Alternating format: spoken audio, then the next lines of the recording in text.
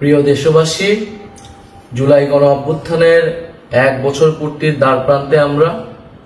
আগামীকাল 3রা আগস্ট। আমরা 3রা আগস্ট আবারও শহীদ মিনারে জড়ো হচ্ছি। আমরা নতুন বাংলাদেশের আকাঙ্ক্ষা নিয়ে কাজ করছি।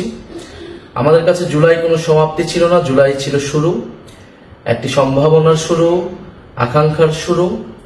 এই 1 বছর হয়তো আমাদের অনেক অপ্রাপ্তি রয়েছে, অনেক হতাশা রয়েছে, কিন্তু আমরা মনে করি যদি আমরা ঐক্যবদ্ধ থাকি, যদি আমাদের ভিতরে সেই স্বপ্নের বীজ এখনো থাকে, আমরা আমাদের সেই আকাঙ্ক্ষিত বাংলাদেশ গড়ে তুলতে পারবো। আমাদের গত 1 বছরের অভিজ্ঞতা, 1 বছরের সীমাবদ্ধতা সবকিছু মিলিয়ে আমরা সামনের দিনের পথ চলতে চাই।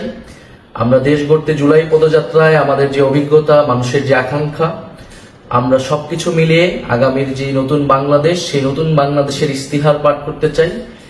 জাতীয় নাগরিক পার্টির পক্ষ থেকে, গণ অভ্যুত্থানের নেতৃবৃন্দের পক্ষ থেকে আমাদের আগামীর বাংলাদেশ, আগামীর রাষ্ট্রকল্পটি আমরা ঘোষণা করতে চাই।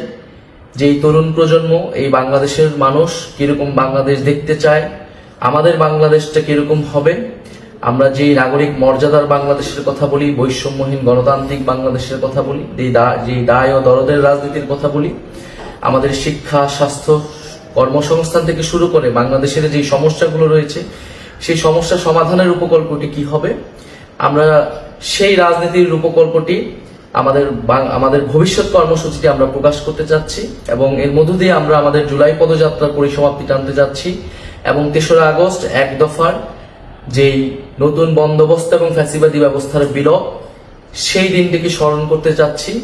আগামীকাল শহীদ মিনার বিকাল 4টায় আমরা জড়ো হচ্ছি। আপনাদের কাছে উদ্যত আহ্বান, আপনারা ঢাকা আসুন, শহীদ মিনার এসে যোগ দিন এবং আমাদের সাথে থাকুন, আমাদের প্রতি সেই আস্থাটি রাখুন। আমরা গণ অভ্যুত্থানে আপনাদের আস্থার প্রতীক হয়েছিলাম। আমরা আপনাদের সেই আস্থা ধরে রেখে বাংলাদেশ বিনির্মাণে জনগণের পক্ষে, বাংলাদেশের স্বাধীনতা, সার্বভৌমত্ব এবং নাগরিক মর্যাদা প্রতিষ্ঠার জন্য আমাদের যে লড়াই, সেই লড়াই চালিয়ে যেতে চাই। আগামীকাল শহীদ মিনারে